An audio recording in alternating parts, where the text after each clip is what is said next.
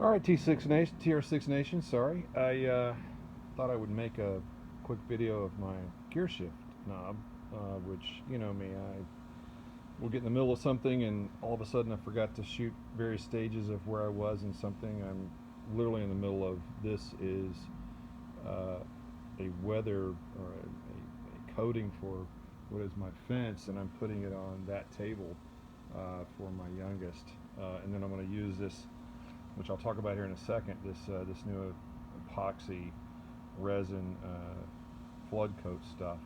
But here's my whoops, my fingers. Sorry.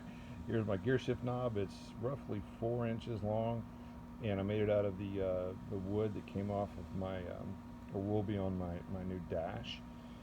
It's been turned down, which I think I hope I sent some video of that already. At least I know I had the blank.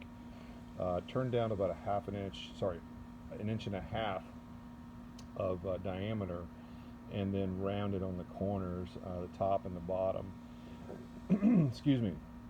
We didn't do a great job of centering because I haven't set this up properly for the lathe, and there's it would take me 10 minutes to explain the detail of why this didn't end up this way. But anyway, we did our best to sort of center the hole for the mount for where the gear shift lever goes into, right?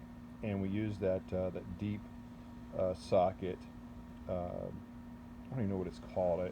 I would know it if I saw it on paper, but you know, we had a choice of using that sort of threaded insert or this, and this was longer, about an inch long, and so I just cut a hole.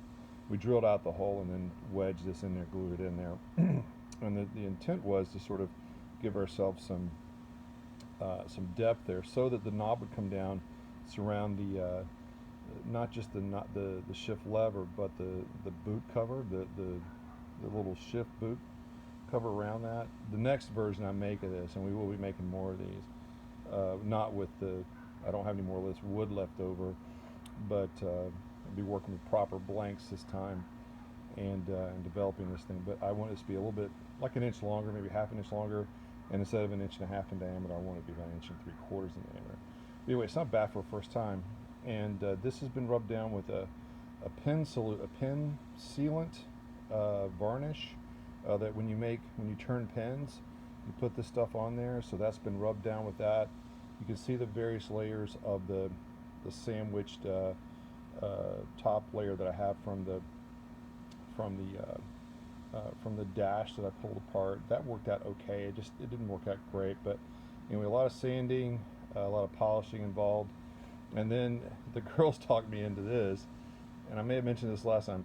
Forgive me for repeating myself, but without a lathe, I used my Dremel to sort of center and deep cut the top end out, and that's a British pound inside the top of my gear shift knob, rear end up, if you will, submerged, and then I got to test for the first time my flood coat. This is Ultimate Solutions or something, I forget what the stuff is called, but I'll be using that for the dash, and if you can see this, I mean I just poured this. I didn't even have to polish it. It is literally it's slick to the touch, and it's hard, and it's designed to be polished if you want to, but I mean, this is a flood coat that's self-leveled and everything, and so we finished it like that, and I'm just going to leave it alone.